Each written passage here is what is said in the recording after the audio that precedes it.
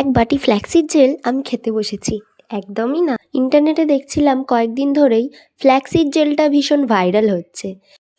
আর আমি শুনেছি flaxseed jail hair আর স্কিনের জন্য ভীষণ ভালো। আর ডেলি আমার হেয়ার স্টাইল করার জন্য আমার হেয়ারটা ঠিক এই রকম এসে দাঁড়িয়েছে।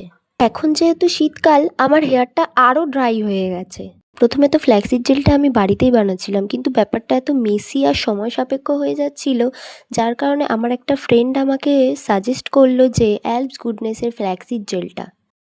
আর আজকে ভাবলাম তোমাদের সাথে এই প্রোডাক্টটার অনেস্ট রিভিউ শেয়ার করি।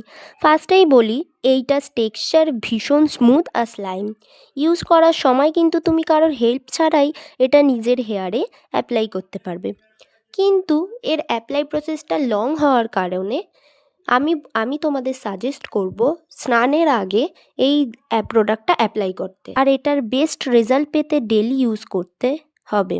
এইটা কিন্তু ন্যাচারালি তৈরি করা প্রোডাক্ট। আমি এইটা বেশ অনেক দিন থেকে ইউজ করছি, তাই অন্যান্য রেডিমেড ফ্ল্যাক্সিড জেলের তুলনায় এইটার প্রাইসটা আমার অনেকটাই কম লেগেছে।